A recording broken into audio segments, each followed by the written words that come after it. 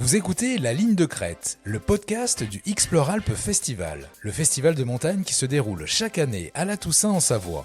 Réalisateurs, protagonistes, aventuriers, rencontrez celles et ceux qui font l'aventure. Qui est notre prochain invité? On a quelqu'un de fabuleux encore, je crois. Fabuleux, Les gens sont fabuleux. fabuleux aussi. Tous. Donc on retrouve Andy qui va nous parler du film qui s'appelle Le Cavalier sans tête. Eh bien, bonjour Andy, comment ça va? Bonjour à vous. Bah écoute, ça va. Très bien, merci de m'accueillir. Qu'est-ce que tu viens présenter comme film cette année? Alors moi, je viens présenter le film qui s'appelle Le Cavalier sans tête avec Simon Welfringer et Charles Dubouloz.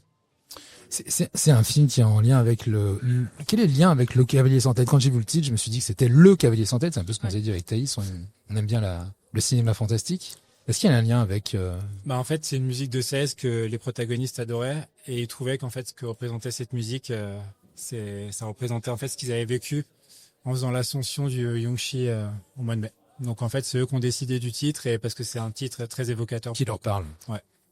C'est un film rempli d'émotions? Ouais, je pense que c'est un film qui est rempli de sincérité en tout cas. C'est l'avantage un peu du process où en fait les protagonistes se filment constamment et du coup quand tu as l'opportunité de pouvoir un peu piocher dans tout ça, tu trouves des choses très sincères, je trouve. C'est parce que tu nous disais là juste avant, c'est que le process de fabrication et de création du film a été un peu différent. Ouais. Comment vous avez bossé? Parce que nous, ce qui nous intéresse aussi, c'est de faire découvrir à celles et ceux qui nous écoutent comment on fabrique ces films d'aventure, de haute montagne, quelles histoires on raconte avec. Ouais. Mais parfois, les process de fabrication sont un peu différents. Et Ouais, disais que celui-ci en fait, n'était pas complètement pareil que d'habitude. Alors d'habitude, le process normal, c'est qu'en fait, tu imagines un voyage, une histoire, une structure, tu as des personnages, et du coup, tu crées un dossier, tu essaies de vendre le projet, tu le tournes avec un imaginaire qui va avec. Là, c'est complètement différent, en fait, vu que je travaillais déjà pour Millet, en fait, en tant que chef opérateur dans la publicité.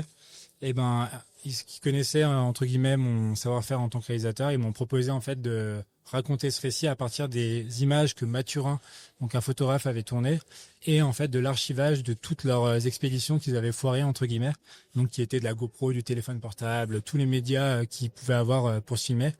Et en fait, partant de cette base, l'idée c'était de reconstruire le récit de cette ascension qui était donc l'ascension du Yongshi à travers toutes ces images. Donc moi en fait j'ai refait la structure à partir d'interviews et puis à ce moment-là j'ai aussi découvert ces personnages parce qu'en fait finalement je les connaissais pas personnellement, je connaissais entre guillemets les œuvres de Charles parce qu'il a fait pas mal de monuments entre guillemets dans l'alpinisme, donc il était assez médiatisé. Simon, j'ai appris à le rencontrer comme ça à travers en fait ses expéditions et les rushs que j'ai découverts. Et puis partant de là en fait c'est ça la grande aventure, c'est que on découvre un peu tout ce qui s'est vécu et l'idée c'est de savoir qu'est-ce qu'on veut raconter. Et du coup, partant de là, Et alors, qu'est-ce qu'on raconte dans ce qu'est-ce film? qu'on raconte?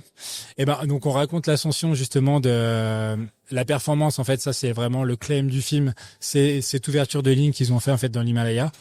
Mais moi, étant novice dans l'alpinisme, ce que je voulais raconter, c'était la vision des protagonistes. Et en fait, ces protagonistes-là, ils ont deux visions, deux personnalités différentes. Ils ont une vision commune de l'alpinisme. Et l'idée, en fait, c'était de raconter cette vision-là, qui était la vision de la pratique, donc du style alpin, à travers en fait différentes méthodes entre guillemets, différents voyages, les problématiques qu'ils ont rencontrées, jusqu'à la concrétisation en fait de cette ouverture de ligne. Et donc, en gros, l'idée de ce récit, c'était de vraiment raconter un peu à tout le monde les différences entre justement ces styles himalayens, style alpin, et pourquoi ils revendiquent en fait eux le style alpin dans leur pratique et de le comprendre et comprendre leur personnalité. Moi j'ai une question, vu que t'as pas été avec eux et que t'as eu les rushs un peu après, quand t'as monté, quand t'as vu tout ça, est-ce qu'il y a un moment où tu t'es dit ok, waouh, là je connais vraiment les protagonistes? Oui, lequel? Et comment ça, je connais vraiment les protagonistes? Tu les as un peu découverts du coup, c'était pas des amis? Non, voilà, en fait, c'était ça l'idée. Alors, déjà, je les ai complètement découverts à travers les rushs. Je les ai eu au téléphone aussi après, on en a discuté, on s'est rencontrés ensuite. Et c'était marrant aussi de pouvoir continuer l'aventure après, le montage. En fait, tout s'est fait très rapidement pour ce projet. En gros, je crois que fin juin, on a parlé. Début juillet, j'ai commencé à monter. Après, on s'est rencontrés et puis il fallait les choper, hein, comme Laurent Jamès, ce que vient de dire là. C'est qu'en fait, ces alpinistes-là, Simon, il faisait du canoë-kayak au Groenland. Charles, il faisait une expédition en Inde. Donc déjà, les synchroniser eux plus moi, plus dans un but de rendre un projet début septembre, c'était déjà assez assez technique. Et puis l'idée voilà, c'était de leur dire voilà, la structure ça va être comme ça. On va faire une structure assez linéaire avec des interviews. Moi, j'ai besoin de comprendre en fait tout le récit, ce que vous avez vécu, d'où vous venez, ce que vous avez envie de partager à travers ce film. Et donc du coup, à partir de là, on a fait des interviews et c'est là où je les ai réellement découverts entre guillemets à travers leurs réponses, parce que évidemment, même si c'est des personnes qui sont très à l'aise à la caméra, c'est ce que j'ai vraiment découvert en regardant les rushs, parce que j'ai tourné avec beaucoup de skieurs, avec beaucoup de personnes, et souvent en fait l'appareil photo, la caméra, des fois ça entrave un peu la réalité.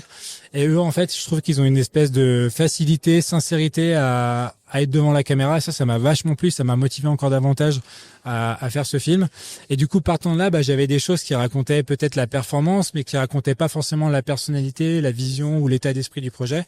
Et partant de là, voilà, j'ai fait une structure à base de questions pour reconstruire un peu tout le récit et comprendre vraiment ces personnages, et aussi le clin d'œil qu'ils ont par rapport à leur pratique et en fait les grands ingrédients d'une expédition, hein. Ils tombent malades, il y a la météo, il y a plein de trucs, ça reste un peu les basiques, mais j'avais quand même envie de comprendre toute leur démarche et leur personnalité, et je trouve qu'ils ont une personnalité justement très différente et assez complémentaire dans une cordée, donc voilà. Qu'est-ce que justement, t'étais pas avec eux pour les tournages? T'avais pas ce regard de leur dire, ok, il faudrait qu'on prenne ça parce que c'est au service de l'histoire. Est-ce que t'as eu des galères où tu t'es dit à un moment donné, parce qu'on sait que le montage c'est faire des choix et des fois c'est dramatique. Est-ce qu'il t'a manqué des éléments qui n'étaient pas là pour être au service finalement de l'histoire que vous alliez raconter? Il en manque toujours, dans le sens où déjà Mathurin, entre guillemets, il a fait l'effort de filmer, parce que lui, il est photographe, donc en fait, il a filmé pas mal de moments importants du projet. Mais évidemment, son rôle principal, c'est aussi de faire des photos et en parallèle de filmer. Donc évidemment, déjà, quand tu fais des photos et que tu filmes, c'est dur de prendre du recul sur la situation. Et le truc qui aurait pu me manquer, c'est surtout du contexte. En fait, c'était ça. Il était toujours très proche du personnage, mais c'est vrai qu'à des moments, tu dis, ah mince, là, j'aurais aimé une grande voix, un truc qui raconte un peu plus ça. Bon, voilà. Après, du coup, c'est ce qui fait aussi son charme, entre guillemets. C'est le côté très réaliste, parce que même si la caméra, elle bouge, le point, il saute et c'est un peu bordel, en tout cas, ça raconte quelque chose de très sincère, et c'est pas forcément découpé comme quand tu peux imaginer quelque chose où tu vas faire un plan large, un champ, un contre, un machin et tout. Là, pour le coup, au moins, il était vraiment très proche des personnages, et ça rend le truc assez sincère, quoi. Qu'est-ce que dans ce type de projet, qu'est-ce qu'on essaye de faire passer aussi comme histoire et comme message? Il y a un message derrière, ne pas lâcher, ne pas abandonner. J'ai regardé le teaser qui est disponible sur les plateformes. Moi, on sent qu'il y a l'émotion et l'énergie de la force, des fois des doutes aussi. J'imagine quand on est dans une expédition comme ça, à un moment donné, on se demande si on va continuer. Est-ce qu'ils ont eu ça, ouais? Ouais, justement, c'est ça, à travers les expéditions qu'ils ont ratées, entre guillemets. Et puis, voilà, il y a, en fait, dans ce mélange des médias, parce que j'ai aussi récupéré des recueils et des interviews en fait sur France Inter, sur Internet et tout, pour reconstruire un peu les personnages, parce que c'est des personnages en fait quand ils font une performance, ils sont assez médiatisés. Mais il y avait aussi un truc que, entre guillemets, j'ai volé, mais c'est pas vraiment volé, parce qu'il y a non, mais la personne qui a les droits a été d'accord. C'était plus le questionnement un peu. Je vais pas raconter tout le film non plus, mais voilà, c'est surtout sur le renoncement, entre guillemets, parce qu'en fait, de toute façon, quand t'es seul là-bas, quand t'es spectateur, la question que tu te poses toujours, c'est tu sais qu'il y a pas mal d'alpinistes qui risquent leur vie et qui laissent leur vie très fréquemment, justement. Et moi, la question que je me pose, et surtout Charles qui est papa, qui a une fille, tout ça, à quel moment tu renonces, pourquoi tu fais les choses, pourquoi tu vas plus loin, où sont les limites de tout ça, quoi. Ça, c'est un peu les questions existentielles qui sont un peu dans le film et qui sont retranscrites par Charles ou par Simon à des moments dans une conclusion ou dans une interrogation. Et évidemment, voilà, il y a plein de questions. J'ai pas raconté toute l'histoire du film en interview, mais voilà, il y a pas mal de. Mais là, on le voit où, ce film? En ce moment, on peut le voir quelque part. Au Explore Alp Festival, dans quelques minutes, c'est ça, non? Ouais, oui, dans quelques minutes au Explore, et puis je crois qu'il a fait 90 projections, il a eu pas mal de prix, il continue d'être projeté jusqu'à l'année prochaine, et il sera diffusé gratuitement fin décembre sur YouTube, je crois, sur la chaîne Millet. Top. Est-ce que tu as une question, toi, Thaïs? Parce que nous, on découvre un peu tout cet environnement du monde de la montagne. Est-ce que te vient une question comme ça, particulière? Ça peut être ta question piège aussi, hein. C'est peut-être le moment de ta question piège. Non, pas la question piège quand même. Non, peut-être un moment où, quand t'as vu le rush, t'as vraiment ressenti un truc où tu t'es dit waouh. Il y a pas mal de rushs qui m'ont fait sourire. par leur duo, leur amitié, le fait qu'ils soient très proches, leur camaraderie, on va dire.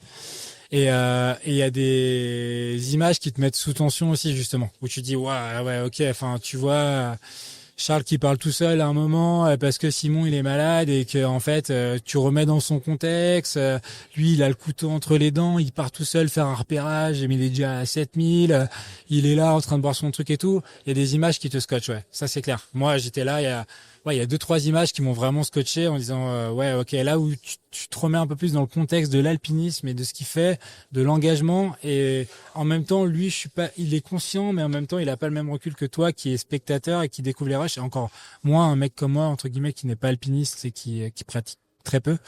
Voilà, c'est un regard que j'avais envie de partager en tout cas dans ce film, et voilà.